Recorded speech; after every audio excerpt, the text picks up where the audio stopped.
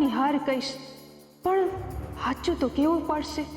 આખું ગામ જાણે છે, તું નહીં કે તો બીજું કોઈ કહી દેશે. મીઠી, હું થયું ગોરાને?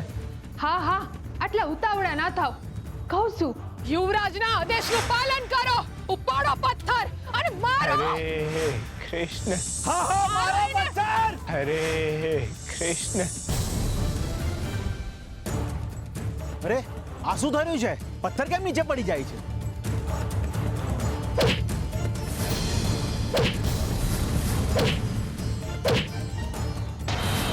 આ શું થઈ રહ્યું છે? પથ્થર કેમ પાછા આવી રહ્યા છે? અરે બાપરે, ભાગો! અરે ક્યાં ભાગો છો બધા? ઉભા રહ્યો. ખરેખર આવું જ થયું? મારો ગોરા આવી રીતના બચી ગયો? હા, હરી એની હારે જ છે. તમારો ખૂબ ખૂબ આભાર હરી. તમે મારા ગોરાને ઉગારી લીધો. તમે એની ભક્તિની લાજ રાખ્યો.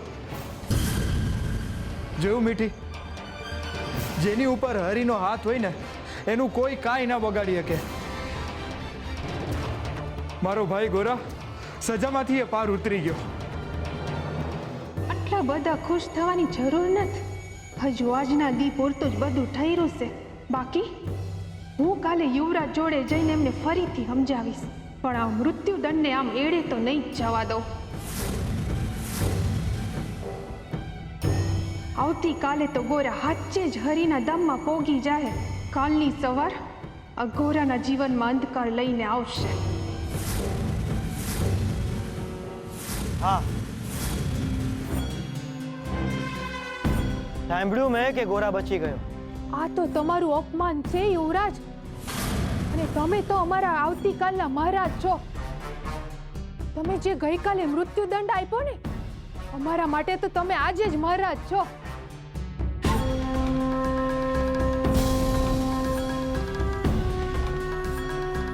મને તમારા ન્યાય પર પૂરો ભરોસો છે યુવરાજ, એટલે સીધી તમારી પાસે આવી ગઈ.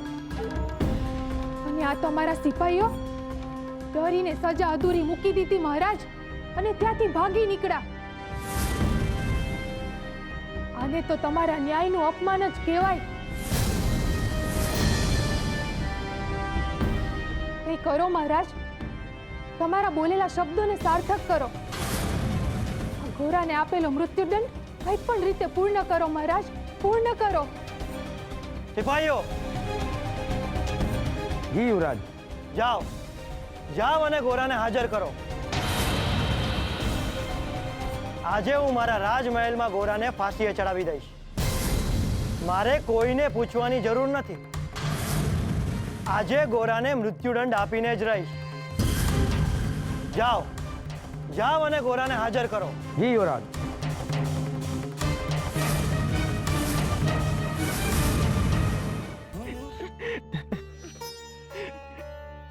કોણ છે આ બાળક? ક્યાંથી લઈ આવ્યા છો તમે આને? આમ રસ્તેથી કોઈનું પણ બાળક ઘરે લઈને આવાય તમારાથી? તુલસી, મેં તમને કહ્યું ને કે માર્ગમાં એક અકસ્માત થયો તો.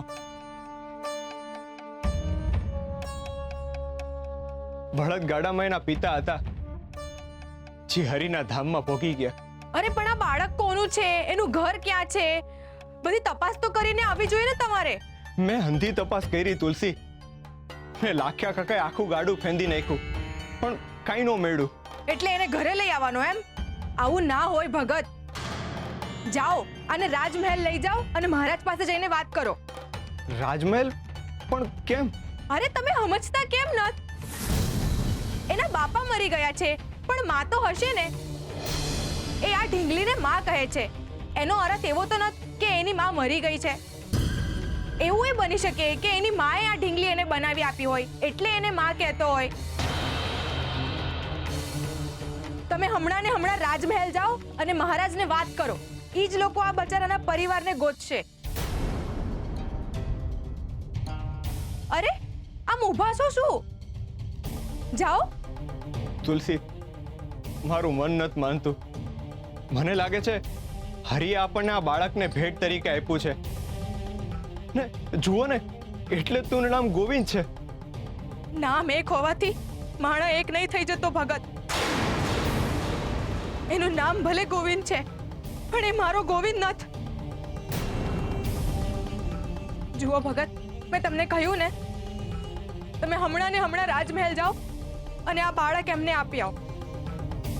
હરીએ મારી પાસેથી મારો ગોવિંદ ઝૂંટવી લીધો છે, પણ હું આની મા પાસેથી એનો ગોવિંદ ઝૂંટવવા નથી માંગતી. મેં તમને કહ્યું ને, તમે હમણાં ને હમણાં રાજમહેલ જાઓ અને આ બાળકને મહારાજને આપી આવો. માં, મને ભૂખ લાગી.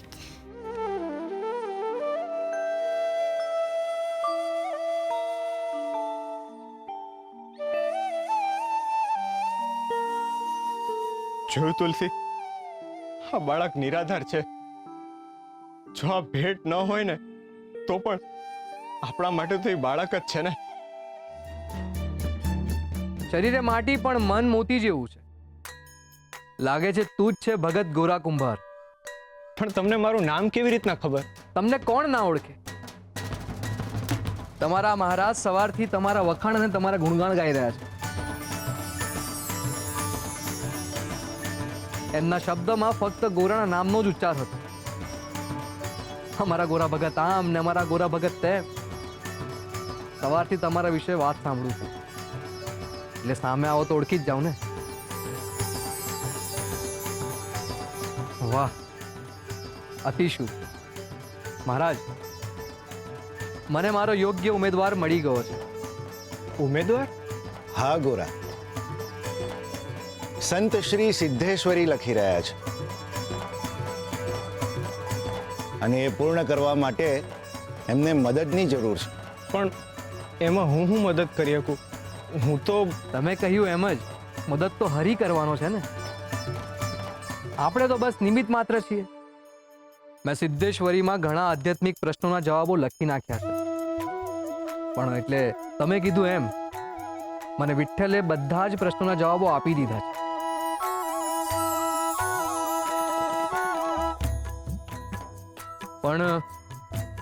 પણ હું એક પ્રશ્નનો જવાબ હજી સુધી મને કોઈ શાસ્ત્રમાંથી નથી મળી રહ્યો, અને વિઠ્ઠલ પણ મને કંઈ સુજાડી નથી રહ્યા. કદાચ એ મને નિમિત્ત બનાવવા નથી માંગતા, અને એટલે જ આ પ્રશ્નના જવાબ માટે હું તમારી મદદ માંગુ છું. અને આ પ્રશ્નનો ઉકેલ લાવવા માટે હું તમારી સાથે શાસ્ત્રાર્થ કરવા માંગુ છું. શાસ્ત્રાર્થ એટલે?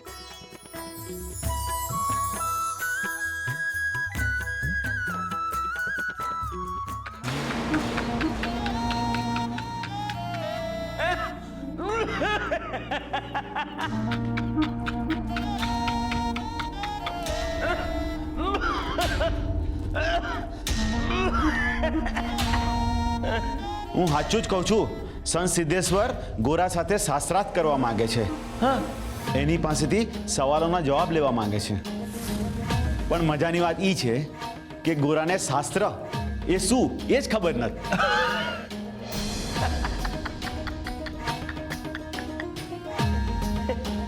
ક્યાંથી ખબર હોય? એ મૂર્ખ છે. અરે વાંદરાને શું ખબર હોય આદુના સ્વાદની? હરી હરી કરતા કઈ ગીતા જ્ઞાન ના આવી જાય? એ માટીમાં રમનારો એ શાસ્ત્રોની ચર્ચા શું કરી શકે? અને ગોરા સાથે શાસ્ત્રોની ચર્ચા કરવી એટલે દિવાલો સાથે માથું ભટકાવા બરાબર છે. એ અજ્ઞાનીને જ્ઞાનના જ્ઞાની પણ ક્યાં ખબર છે?